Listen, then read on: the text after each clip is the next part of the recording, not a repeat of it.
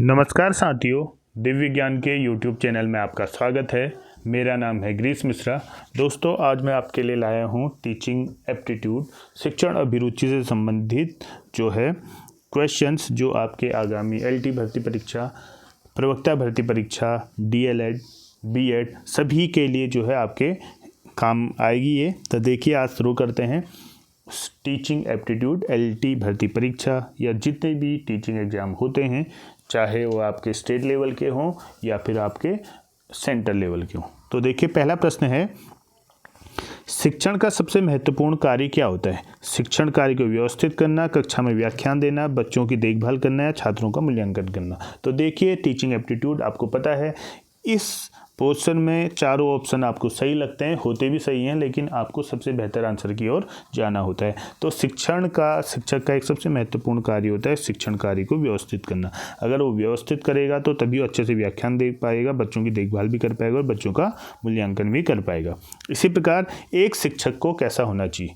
ईमानदार होना चाहिए, मेहनती होना चाहिए, कर्तव्यनिष्ठ होना चाहिए, समय का पाबंद होना चाहिए। तो एक शिक्षक को अपने कार्य के प्रति सबसे पहले क्या होना चाहिए? ईमानदार होना चाहिए। ठीक है, कार्य के प्रति ही जो है मेहनती होना चाहिए और कार्य के प्रति ही समय का पाबंद होना चाहिए। तो एक शिक्षक के लिए कर्तव्यनिष्ठ जो है होना सबसे आवश्यक होता है। इसी प्रकार से पर्यावरण शिक्षा स्कूलों में पढ़ाई जानी चाहिए। क्यों पढ़ाई जानी चाहिए पर्यावरण शिक्षा?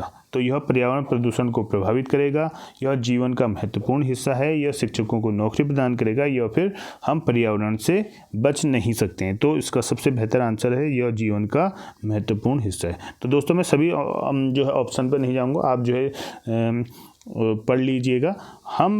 मैं फिर आपको कह रहा हूँ, सबसे बेहतर आंसर की ओर जाते हैं।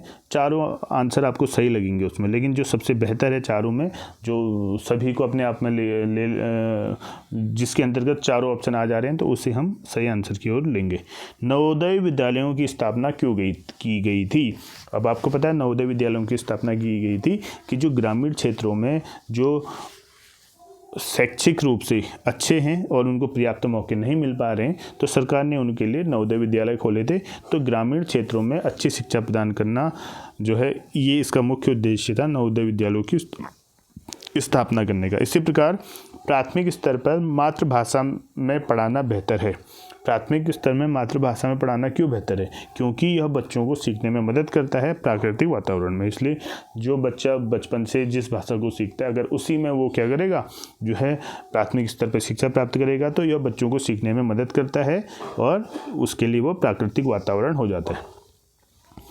इसी प्रकार महिलाएं प्राथमिक स्तर पर बेहतर शिक्षक होती हैं। जो महिलाएं होती हैं उन्हें ज़्यादातर जो है, आपको देखा होगा, प्री प्राइमरी या प्राइमरी में ज़्यादा महिलाओं को रखा जाता है। तो ऐसा क्यों है कि महिलाएं प्राथमिक स्तर पर बेहतर शिक्षक होती हैं? क्योंकि वे बच्चों के साथ अधिक धैर्यपूर्वक व्यवहार करती है। तो क्योंकि उन्हें एक्सपीरियंस होता है बच्चों के लालन पोषण करने का, तो वो अच्छे से बच्चे को समझ पाती हैं और उनको धैर्यपूर्वक उनके साथ व्यवहार कर पाती हैं। तो इसलिए महिलाएं प्राथमिक स्तर पर एक बेहतर शिक्षक होती हैं। तो आप और ऑप्शन भी पढ़िएगा, तभी आप जो तुलना कर पाएंगे। अभी हमारे पास उतना टाइम नहीं है कि हम एक एक चीज़ पर जो है डिटेल से करें, क्योंकि लगभग 50 से 60 क्वेश्चन है इसमें। 60 क्वेश्चन है, तो 60 क्वेश्चन करने के लिए जो है हम जरा सिर्फ आंसर पर जा रहे हैं। आपको नीचे दिए गए सभी 4 व्यवसायों में चुना गया है, आप कहाँ जाना चाहोगे? अब देखो, आप टीचिंग से रिलेटेड आप एग्जाम दे रहे हो, तो आप ये ऐसा नहीं है, चाहे आपको सेना अच्छी लगती हो, बैंक अच्छा लगता हो, पुलिस अच्छा लगता हो, लेकिन अगर आप टीचिंग एप्टीट्यूड पढ़ रहे हैं, शिक्षण अभियोगिता पढ़ रहे हैं, तो आपको शिक्षक के रूप में ही जाना है। अब ऐसा तो नहीं कि ये जो है 4 आंसर आपके गलत होंगे, लेकिन टीचिंग एप्टीट्यूड ये बताता है कि चारों में से आप जिस लिए बने हुए हैं, ठीक है, आप टीचिंग करना चाह रहे हैं, तो टीचिंग में पुलिस, सेना या बैंक आप प्रेफरेंस नहीं करेंगे, आप करेंगे शिक्षक। एक शिक्षक का जो पहला प्रेफरेंस जो है शिक्षक ही होना चाहिए, तभी वो एक अच्छा शिक्षक बन पाता है। इसी प्रकार ब्लैक बोर्ड पर लिखते समय सबसे महत्वपूर्ण क्या है? अच्छा लेखन। जो अच्छा लेखन अच्छे तरीके से अगर लिखा होगा, वो सबसे महत्वपूर्ण होता है। क्योंकि अगर आप कितना भी सही लिखें, ठीक, यानी कितना भी अब बहुत खतरनाक चीज़ें लिख लें, बहुत अच्छी कॉन्सेप्ट लिख लें, लेकिन अगर अच्छा लेखन कौशल नहीं होगा, तो बच्चे उसमें इंटरेस्ट नहीं लेंगे और आसानी से उस ओर आकर्षित भी नहीं होंगे। तो अच्छा लेखन ब्लैक बोर्ड पर लिखते समय सबसे महत्वपूर्ण पहलू होता है। इसी प्रकार शिक्षक दिवस पर कुछ छात्र आपको ग्रीटिंग कार्ड भेजते हैं, तो आप क्या कहेंगे? तो अगर वो जो है आपको ग्रीटिंग कार्ड दे रहे हैं, तो आप उन्हें धन्यवाद कहेंगे।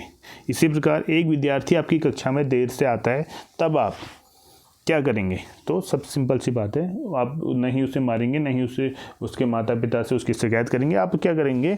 उस कारण कोशिश जानने की कोशिश करेंगे कि वो देरी से क्यों आता है। ठीक है, क्या उसकी कुछ शारीरिक समस्याएं, मानसिक समस्याएं हैं, पारिवारिक समस्याएं हैं, तो उससे जानने का आप प्रयास करेंगे। इसी प्रकार गृह कार्य देने से यह लाभ होता है कि विद्यार्थी क्या होता है, गृह कार्य देने का सिंपल सा फंडा है कि बच्चे में सेल्फ स्टडी की जो हैबिट है वो डेवलप हो पाती है सेल्फ स्टडी से, यानी गृह कार्य देने से।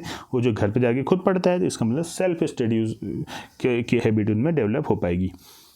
कंप्यूटर में किसी शब्द की लंबाई मापी जाती है। जो कंप्यूटर है उसमें किसी शब्द की लंबाई किस में मापी जाती है? तो मापी जाती है बिट में।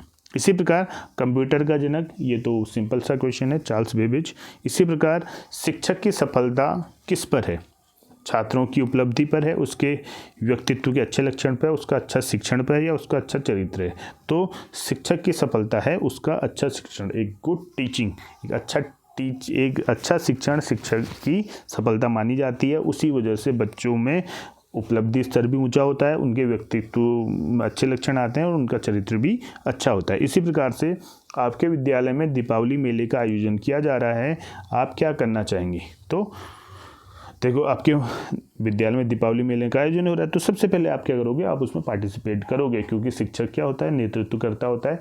वो कोई भी चीज़ है वो आगे से नेतृत्व करेगा, तभी छात्र उसको जो है फॉलो करते हैं और जो है उस सीखते हैं शिक्षक से। एक छात्र का सबसे महत्वपूर्ण गुण क्या है? तो एक छात्र का सबसे महत्वपूर्ण गुण है आज्ञाकारिता, क्योंकि छात्र जो है अगर आज्ञा नहीं मानेगा, जो टीचर आप आगे से आपको टीचिंग करा रहा है उसे नहीं मानेगा, तो टीचर का जो है कितना भी अच्छा शिक्षण करा रहा हो तो वो जो है उसका अच्छा रिजल्ट नहीं आ पाएगा। इसलिए छात्र का सबसे अच्छा महत्वपूर्ण होता है कि आज्ञाकारिता। बुनियादी शिक्षा योजना का उद्देश्य है, जो बेसिक शिक्षा थी जिसका जो है निर्माण गांधी जी ने कराया था, तो उसका उद्देश्य क्या है? उसका उद्देश्य है शिक्षा के माध्यम से व्यक्तियों की बुनियादी ज़रूरतों को पूरा करना। इसी प्रकार आप कक्षा में एक विषय पढ़ा रहे हैं और एक छात्र उस विषय से असंबंधित प्रश्न पूछता है। आप कुछ चीज़ पढ़ा रहे हैं तो ऐसा प्रश्न पूछ रहा है जो है उस टॉपिक से रिलेटेड नहीं है, तो आप क्या करेंगे? ठीक है, तो आप क्या करेंगे? सिंपल सी बात है, तो अगर आपको आता है उसका आंसर तो आप देंगे, अगर उस वक्त नहीं आता है आपको तो आप बोलेंगे कि इस क्लास के बाद आप इसका आंसर देंगे। क्योंकि आप अगर आंसर नहीं देंगे, सीधा सीधा मना कर देंगे, तो छात्र पर विपरीत प्रभाव पड़ेगा। और उसमें अगर आप छात्र उस वक्त आंसर सीधा दे देते हैं, तो जो आप पढ़ा रहे हैं वो उससे कनेक्शन बच्चों का कट जाएगा। और अगर जो है उससे कॉन्सेप्ट से संबंधित प्रश्न नहीं है, तो आप कक्षा के बाद में उसका उत्तर देंगे। ऐसा नहीं कि उसी वक्त देने लग जाएं, क्योंकि अगर उस वक्त देते जाएंगे, जिनका ध्यान उस टॉपिक पर लगा होगा वो बच्चे उस टॉपिक से हट जाएंगे उसके बाद। उसी प्रकार यदि आप शिक्षक की नौकरी पाने में असमर्थ हैं तो आप क्या करेंगे?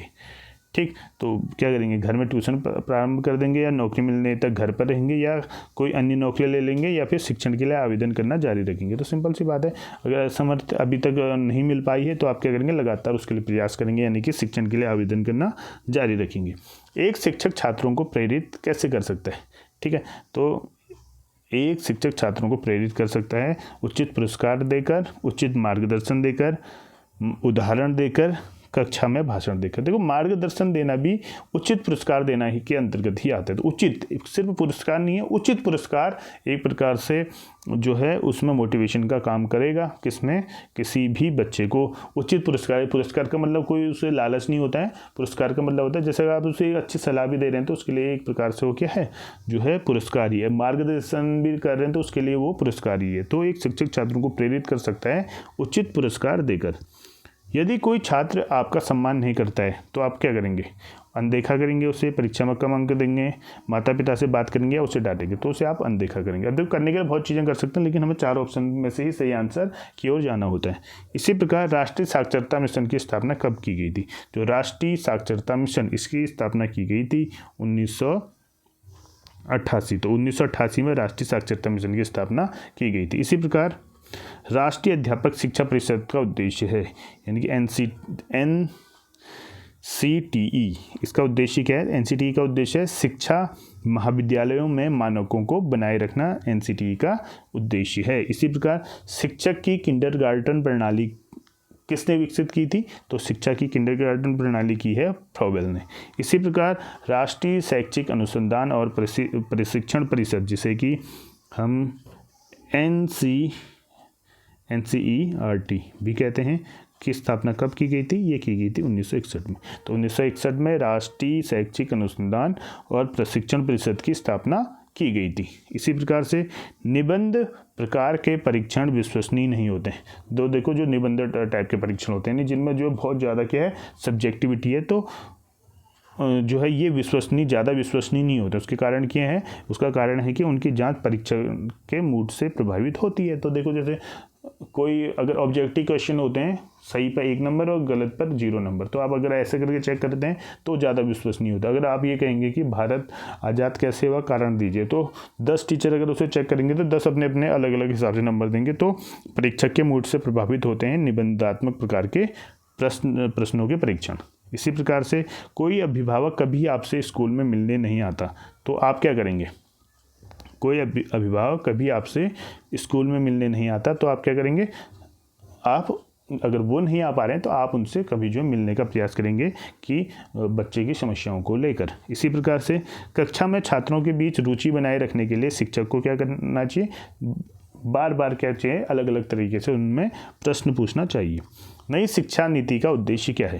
जो नई शिक्षा नीति है उसका उद्देश्य क्या है? उसका उद्देश्य है संपूर्ण शिक्षा प्रणाली में सुधार करना। इसी प्रकार शिक्षा के स्तर को ऊंचा उठाने के लिए यह आवश्यक है। क्या आवश्यक है शिक्षा के स्तर को ऊंचा उठाने के लिए? कि छात्रों का लगातार मूल्यांकन करना, यानी सतत एवं व्यापक मूल्यांकन, दोनों चीज़ें बच्चों की होगी, कंटिन्यूस एंड कम्प्रीहेंशन एवोल्यूशन, तभी जो है शिक्षा का स्तर ऊँचा उठ पाएगा। एक शिक्षक के लिए सबसे महत्वपूर्ण क्या है? एक शिक्षक के लिए सबसे महत्वपूर्ण होता है छात्रों की कठिनाइयों को दूर करना। इसी प्रकार विद्यार्थियों को विद्यालय में खेल क्यों खेलना चाहिए? इसका जो सही आंसर है ये होगा, यह सहयोग और शारीरिक संतुलन विकसित करता है और छात्रों में जो है सहयोग की भावना सबसे पहले विकसित होती है और लीडिंग क्षमता भी बढ़ती है उनकी, और शारीरिक संतुलन भी विकसित होता है। परिवार एक साधन है, तो शिक्षा का कैसा साधन है? परिवार औपचारिक तो नहीं है, ये क्या अनौपचारिक साधन है परिवार शिक्षा का। इसी प्रकार गांव वालों में तनाव है और आप वहाँ शिक्षक है, आप क्या करेंगे?